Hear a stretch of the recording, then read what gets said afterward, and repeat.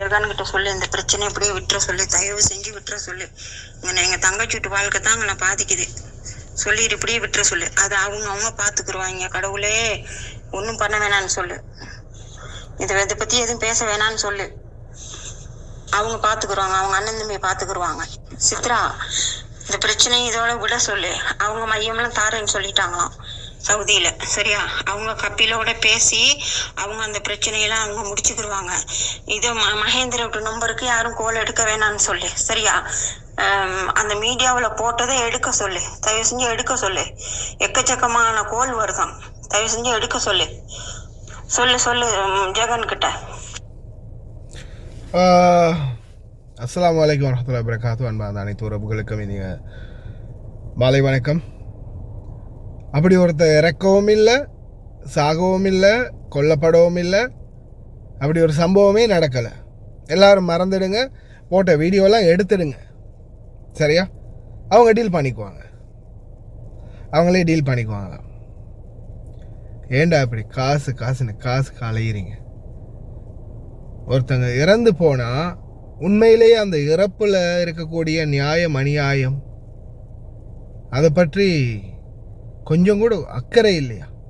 அடுத்தது இன்னைக்கு ரமணிக்கு நடந்தது, இதுக்கு முன்னாடி எத்தனையோ பேருக்கு நடந்திருக்குது.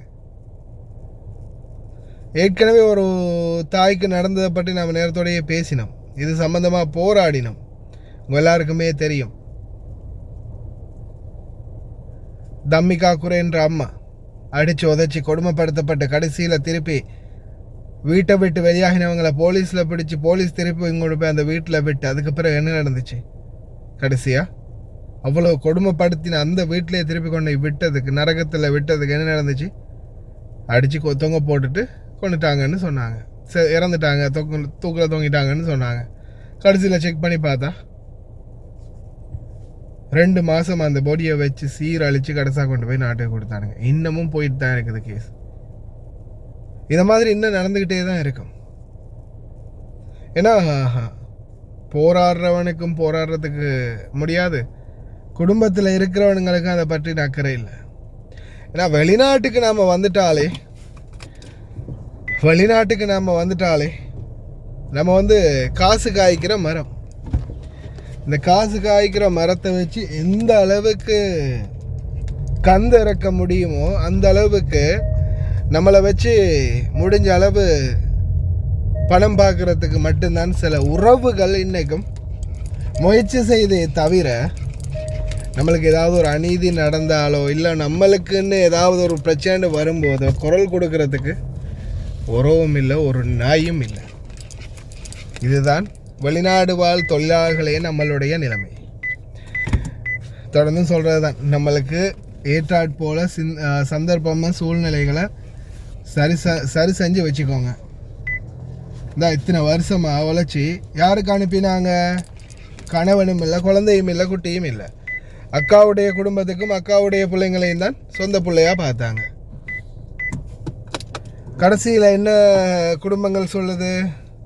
அதெல்லாம் நாங்கள் பார்த்துக்குறோம், விட்டுருங்க, யாரும் பேசாதீங்க, வீடியோலாம் எடுத்துருங்க. அப்படி ஒருத்தர் இறக்கவும் இல்லை, அப்படி ஒருத்தரை கொல்லவும் இல்லை, அப்படி ஒருத்தர் இல்லவே இல்லை, இந்த உலகத்தில் பிறக்கவே இல்லை. இதுதான் நிலைமை. அதே மாதிரி நான் ஒரு சோஷியல் மீடியாவில் நல்ல ஃபேமஸான ஒருத்தர், யார் தெரியுமா? கரீம் டைம், நிறைய பேருக்கு பரிச்சயமான ஒருத்தர். கரீம் டைம் அப்படின்னு உங்களுக்கு தெரிஞ்சிருக்கும். கரீம் அவர் இந்த சோஷியல் மீடியாக்குள்ளே நல்லா ஃபேமஸ் ஆகின ஒருத்தர். என்ன பண்ணுறாரு? ஒரு வீடியோ ஒன்று பப்ளிஷ் பண்ணுறாரு சோஷியல் மீடியாவில். இந்த இவரை தெரிஞ்சிருக்கும்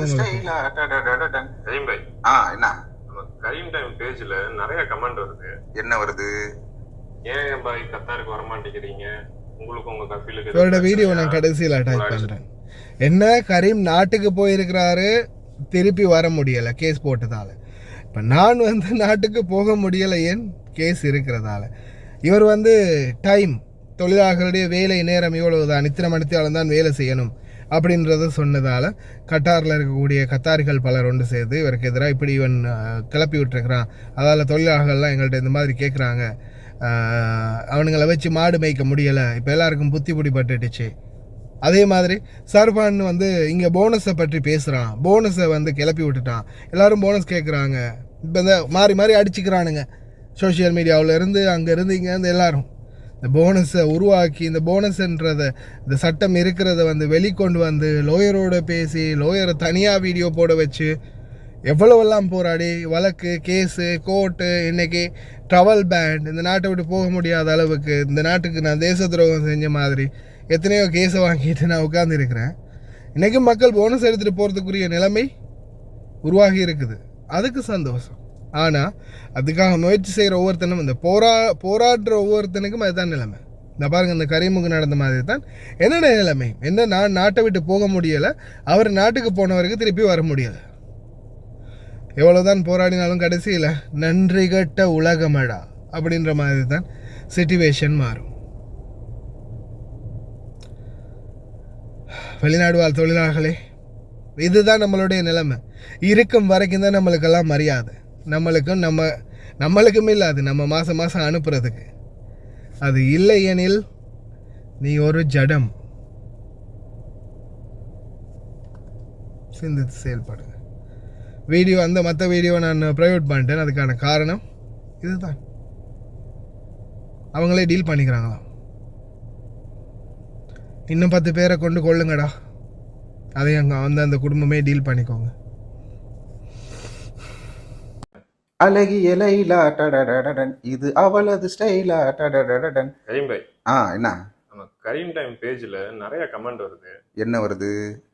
ஏன் பாய் கத்தாருக்கு வரமாட்டேங்கிறீங்க, உங்களுக்கு உங்க கஃபீலுக்கு எதுவும் பிரச்சனையா, உங்களை அடிச்சு துரத்தி விட்டாங்களா, இனிமே உங்களால கத்தாருக்கு வர முடியாதா அப்படின்னு நிறைய கமெண்ட் வருது.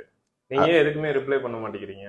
அதுவா, அது ரீப்ளே பண்ண வேணான்னு தான் நினச்சேன். அது ஒரு சின்ன விஷயம் பண்ணேன், ஆனால் அது இவ்வளோ பெரிய பிரச்சனையாகும்னு நான் நினச்சி பார்க்கல. நிறைய பேர் கேட்குறீங்க இந்த மாதிரி கமெண்ட்டில், நானும் படித்தேன். சரி, சொல்லக்கூடாது அப்படின்னு நினச்சேன். இவ்வளோ பேர் கேட்குறனால சொல்கிறேன் என்ன நடந்ததுன்னு. 2022 வந்து உலகக்கோப்பை ஸ்டார்ட் ஆகிற ஸ்டேஜில் வந்து கத்தர் அரசாங்கம் ஒரு சட்டத்தை வந்து அமல்படுத்தினாங்க. என்ன சட்டம்னா, வீட்டில் வேலை பார்க்குறவங்களா இருந்தாலும் சரி, வெளியில் வேலை பார்க்குறவங்களா இருந்தாலும் சரி, ஒரு நாளைக்கு 8 மணி நேரம் தான் வேலை பார்க்கணும். அதுக்கு மேலே வேலை பார்த்தா அதுக்குண்டான கூலியை வந்து கொடுக்கணும். அது மட்டும் இல்லாமல் வாரத்துக்கு ஒரு நாள் வந்து லீவு கொடுக்கணும். இப்படின்ற ஒரு சட்டத்தை கொண்டு வந்தாங்க. அதை நான் வந்து டீட்டெயிலாக வீடியோவில் தமிழ்லையும் அரபிலையும் பேசி அப்லோட் பண்ணேன். அது வந்து மிகப்பெரிய வைரல் ஆச்சு. நிறையா பேர் வந்து நம்ம தமிழர்கள் வந்து அவங்கவுங்க வாட்ஸ்அப்பில், இந்தியன்ஸ் எல்லாருமே வந்து வாட்ஸ்அப் ஸ்டேட்டஸில் வச்சு அவங்க ஓனருக்கு தெரிகிற மாதிரி அந்த ஓனர்கள் அதை பார்த்து டென்ஷன் ஆகிட்டாங்க. என்னடா அது இவ்வளோ டீட்டெயிலாக சொல்லியிருக்கான், யாரா அப்படின்னு கேட்கும்போது, கரீம் ஒரு ஆள் இங்கே கத்தாரில் ஒரு தமிழன் இருக்கிறான், அவன் தான் இந்த பண்ண வேலை அப்படின்னு எல்லா மக்களுக்கும் தெரியும் போது ஓனர்கள் மத்தியில், சில ஓனர்கள் மத்தியில் அவங்க வந்து என் மேலே கோவப்பட ஆரம்பித்தாங்க. அங்கேயே இருக்கும்போது சில பிரச்சனைகள் ஆனது. அதை பேசி ரைட்டு ஓகே ஒன்றும் பிரச்சனை இல்லைன்னு அப்படியே போயிட்டு இருந்துச்சு. சரின்னு சொல்லிவிட்டு நான் வெக்கேஷனுக்கு ஊருக்கும் வந்துட்டு நான் இங்கே இருந்துகிட்டு இருக்கப்போ என்னோட முதலாளிக்கு வந்து அந்த ஊர் காவல் நிலையத்திலேருந்து ஃபோன் பண்ணி என்னை பற்றி விசாரிச்சிருக்காங்க. அப்போ என்னோட முதலாளி என்ன சொன்னார்னா, கரீம் வந்து வெக்கேஷனுக்கு ஊருக்கு போயிருக்கான், என்ன சொல்லுங்கள் அப்படின்னு. சரி, நீங்கள் நேரில் வர முடியுமா அப்படின்னு கேட்கும்போது சரின்னு சொல்லி என்னோட முதலாளியும் நேரில் போய் பேசினப்போ தான் தெரிஞ்சுது, இந்த மாதிரி கரீம் வீடியோ போட்டனால சில அரபிகள் வந்து கரீம் மேலே வந்து புகார் கொடுத்துருக்குறாங்க, அவர் வந்து இப்போ கத்தாருக்கு வர முடியாது அப்படின்னு சொல்லி அனுப்பிச்சிட்டாங்க. என்ன அப்படின்னு விசாரித்து பார்க்கும்போது, நான் இப்படி வந்து இந்த சட்டத்தை பேசி போட்டனால பிடிக்காத சில முதலாளிகள் வந்து என் மேலே கம்ப்ளைண்ட் கொடுத்துருக்குறாங்க. சரின்னு சொல்லி என்னோட ஓனர் எனக்கு ஃபோன் பண்ணி, நீ இப்போ திரும்ப வர முடியாது, நீ ஊர்லேயே இரு, இந்த பிரச்சனையெல்லாம் நான் சரி பண்ணிவிட்டு உன்னைய நான் கூப்பிட்டுக்கிறேன் அப்படிங்கிறத அவர் வந்து பெரிய பெரிய ஆளுங்களை வச்சு மூவ் பண்ணிகிட்டு இருக்காரு. இப்போ வரையும் வந்து பண்ணிக்கிட்டு தான் இருக்காரு. ஏன்னா என் தரப்பில் வந்து எந்த தப்பும் இல்லை. நான் எதுவும் மாற்று கருத்தாக மாற்றியும் சொல்லலை. என்ன சட்டம் வந்து கொண்டு வந்தாங்களோ அதை அப்படியே வந்து நான் சொன்னேன். இந்த மாதிரி ஒரு சட்டம் வந்திருக்குது, எல்லாத்துக்கும் பயனுள்ள சட்டம். இதுக்கும் பார்த்தீங்கன்னா வந்து அந்த நாட்டை பெருமைப்படுத்துகிற விதமாக தான் சொன்னேன். மற்ற நாடுகளில் வந்து தொழிலாளிகளை வந்து எப்படி நடத்துகிறாங்க, இந்த நாடு எப்படி நடத்துது, இப்படி ஒரு சட்டம் கொண்டு வந்திருக்குது அப்படின்னு இந்த நாட்டு அரசாங்கத்துக்கு நன்றி சொல்லி தான் இந்த வீடியோவே போட்டேன். ஆனால் சில காரணங்களால் சில பேர்த்துக்கு பிடிக்காமல் போயிடுச்சு, நம்ம மூலியமாக எல்லாத்துக்குமே தெரிய வந்துருச்சு அப்படின்னு கோவப்பட்டாங்க. அதுக்கப்புறம் என்னோட அரபியை வந்து ஃபோன் பண்ணி, உனக்கு தேவையாது, இதெல்லாம் எதுக்கு நீ பண்ண, இப்போ பாரு இப்படி பண்ணனால உனக்கு எவ்வளோ பெரிய பிரச்சனை ஆயிடுச்சு பார்த்தியா அப்படின்னு சொன்னார். நானும் அதை எதிர்பார்க்கல. என்ன ஒரு சட்டம் வந்துச்சு, அதை வந்து வீடியோவாக பதிவு போட்டேன். இப்படி வரும்னு நானும் நினச்சி பார்க்கல. இதெல்லாம் தேவையில்லாத வேலை, இந்த மாதிரிலாம் நீ பண்ணாத அப்படின்னாரு. சரி ஓகே, நான் தப்பு பண்ணலை, ரைட்டு, பிரச்சனை இல்லை, நீ பாரு அப்படின்னு வந்து நான் அவர்கிட்ட பேசிட்டு இப்போ வரையும் வந்து அதை சரிப்படுத்துறதுக்கு உண்டான வேலைகளை பார்த்துட்டு இருக்காரு. அப்புறம் இங்கே இருக்கும்போது என்ன பண்ணலாம் அப்படின்னு யோசிக்கும் போது, சரி நம்ம ஒரு ட்ராவல்ஸ் மேன் பவர் கன்சல்டன்சி வைப்போம் அப்படின்னு ஓப்பன் பண்ணி நல்லபடியாக அல்ஹம்துலில்லாஹ்னு போயிட்டு இருக்குது. கூடிய விரைவில் வந்து நான் கத்தார் வருவேன். என் ஓனர் வந்து அதை சரிப்படுத்திட்டு என்னை கூப்பிட்றேன்னு இருக்காரு. நம்ம திரும்ப கத்தார் வந்து வீடியோ போடுவோம். திரும்ப எல்லாத்தையும் சந்திப்பேன். Thank you for your support. நன்றி.